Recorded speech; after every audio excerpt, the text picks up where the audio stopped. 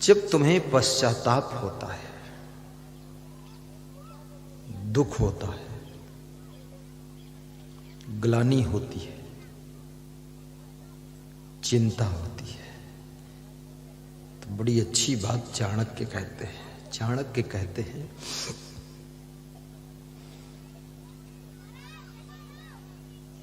जिस समय तुम दुख में पड़ जाते हो या तुमसे कोई गलती हो जाती है और तुम्हारा अपमान होता है, या तुमसे चूक हो जाती है, धन का नुकसान हो जाता है, या तुमसे कहीं एक्सीडेंट हो जाता है, गाड़ी टूट गई, कुछ लोगों को चोट लग गई, गाड़ी पकड़ ली गई, लोगों ने फूंक दिया, या तुमको भी थोड़ा मारा पीटा, पुलिस वाले आ गए, चालान हो गया, गाड़ी थाने में खड़ी हो गई, कोर्ट केस हो गया, और कोर्ट में वकील तुम्हारे सेवा के लिए इंतजार कर रहे हैं कि तुम कब आओगे, लड़ भिड़ कर कुछ करके आओ, तो स्वागत है आपका मेरे द्वार।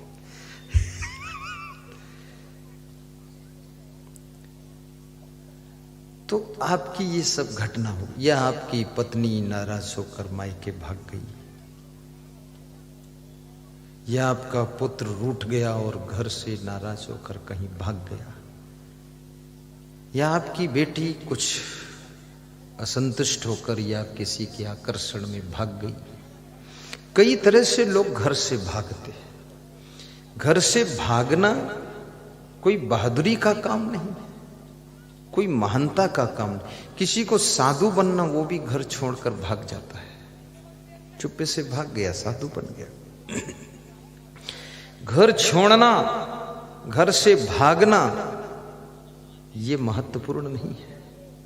महत्वपूर्ण ये है कि किस उद्देश्य के लिए तुमने घर छोड़ा है, किस उद्देश्य के लिए तुमने घर को त्याग किया है, किस बहुत बड़े उद्देश्य के लिए फैमिली छोड़कर तुम गए हो। अगर वो उद्देश्य महान है तो तुम्हारा त्याग करना तुम्हारा कल्याण कर सकता है, अन्यथा ये त्याग भी केवल फालतू नाटक है। बहुत लोग घर छोड़कर भागते हैं।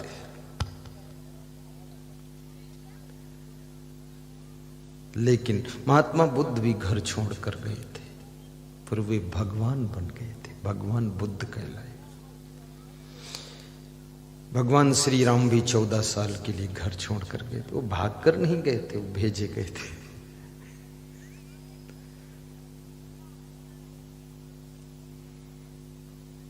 पर विदुर जी कहते हैं अनर्थकम विप्रवासम गृहेभ्यः, बिना विशेष उद्देश्य के, बिना महान कार्य का लक्ष्य अगर नहीं है तो अपना घर छोड़कर कहीं नहीं जाना चाहिए। अपने घर के आवश्यक कार्यों को पूर्ण करना चाहिए, घर और घर वालों को संभालना चाहिए, इधर उधर व्यर्थ में घूमना नहीं चाहिए, तो आपकी जिंदगी में सुख आएगा। घूमने की आदत छोड़ो।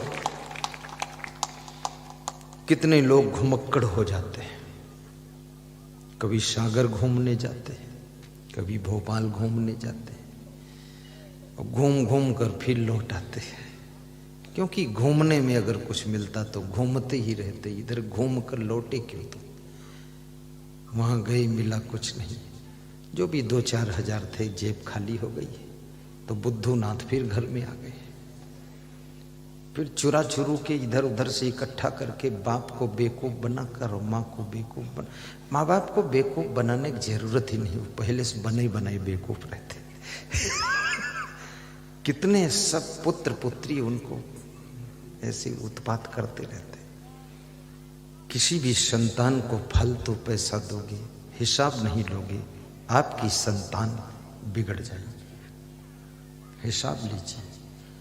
रिश्ता भाई भाई का, हिसाब पाई पाई का। हिसाब क्यों नहीं लेते? कहां खर्च किया है? हिसाब देना भी चाहिए और लेना भी चाहिए। जिनके घरों में कोई हिसाब किताब नहीं है, उनके घर का विकास भी रुक जाता है। पता चलना चाहिए कितना पैसा कहां से आया और कहां खर्च हुआ है। हाँ ठीक है, 2-4 हजार आपको कहीं गुप्त खर्च करना है, कर लीजिए, गुप्ता जी बन जाइए, कोई हर्ज नहीं। लेकिन थोड़ा सा दिखाइए तो। मैं तो पूरा हिसाब रहता हमारे यहाँ। मैं अगर 100 रुपये भी खर्च करूंगा हिसाब दूंगा। पहली बात में तो खर्च करना ही नहीं पड़ता, कोई संत भी उसको हिसाब रखना पड़ेगा।